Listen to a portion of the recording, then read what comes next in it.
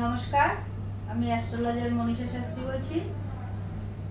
আমাদের রাশি চক্রে অনেক সময় দেখা যায় যে একটা ঘরে দুটো গ্রহ থাকে বা তিনটে গ্রহ থাকে, অনেক সময় কোনো ঘর খালিও থাকে।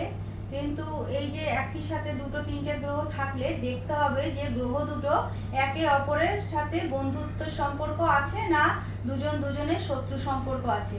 তাই এখানে আমরা যদি শনি আর শুক্র অনেকের রাশিচক্রে একসাথে দেখা যায়, সেটা কিন্তু শনি আর শুক্র দুজনে কিন্তু বন্ধু প্ল্যানেট।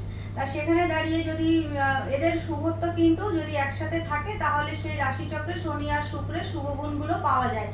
কিন্তু আরো ভালো সম্পর্ক এই শনি আর শুক্রের তখনই পাওয়া যাবে এদের যখন এরা মিথুন, তুলা আর কুম্ভ রাশিতে থাকবে।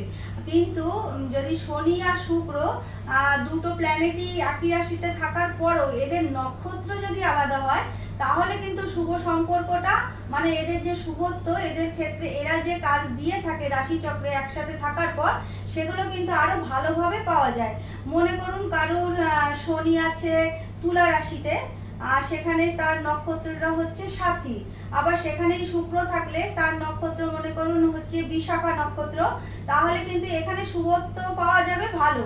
আর কিন্তু প্রথম 5 ডিগ্রির মধ্যে থাকলে, যখন শনি আর শুক্র প্রথম 5 ডিগ্রির মধ্যে থাকে, তখন কিন্তু ফলাফলটা অতটাও শুভ হয় না। কিন্তু এই শনি আর শুক্র যদি 12 ডিগ্রির তফাতে থাকে, তাহলে কিন্তু এদের যে শুভ প্রভাব সেটা কিন্তু আমরা খুব ভালোভাবে পাই।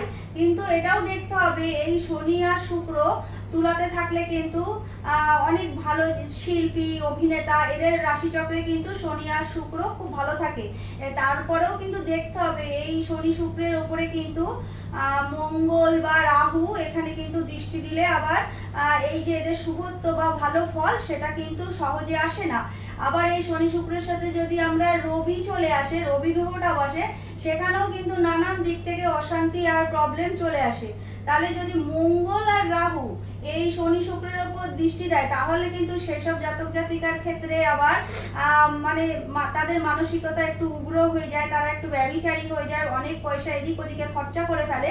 তাহলে আমাদের রাশিচক্রে দুটো গ্রহ মানে বন্ধু গ্রহ কোন পজিশনে বসে আছে, কত ডিগ্রির তফাতে আছে, কোন নক্ষত্রে আছে, এগুলো কিন্তু দেখা খুবই জরুরি।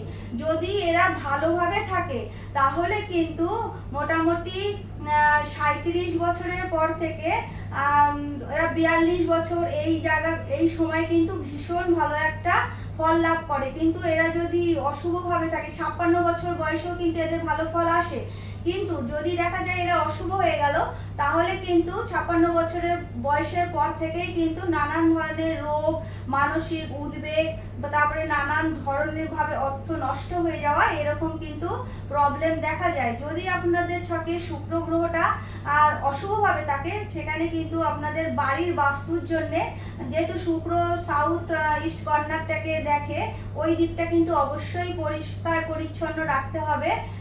তারপরেও বাস্তুতে আপনারা মানে প্রত্যেক দিন জয়িত্রী, গুগুল আর কেশর মিশিয়ে অবশ্যই ধুনোটা দেবেন।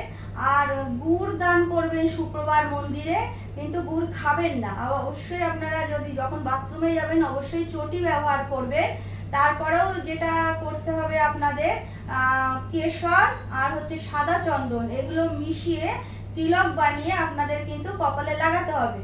শুক্র যদি খারাপ থাকে, তাহলে কিন্তু এই উপায়গুলো আপনারা করুন, অবশ্যই ভালো ফল পাবেন। রাশিচক্রটাকে সঠিক বিচার করাতে হবে। রাশিচক্রে সঠিক বিচার করানোর পর সঠিক প্রতিকারটা আসবে। যদি রাশিচক্র বিচারটাই সঠিক না হয়, প্রতিকার করে থাকলেও কিন্তু সঠিক হবে না। সুতরাং সঠিক বিচারের মাধ্যমে সঠিক প্রতিকার করুন, তাহলেই কিন্তু ভালো থাকতে পারবেন। রাশিচক্রটাই সবার আগে আপনাদের ভালো করে বিচারের দরকার।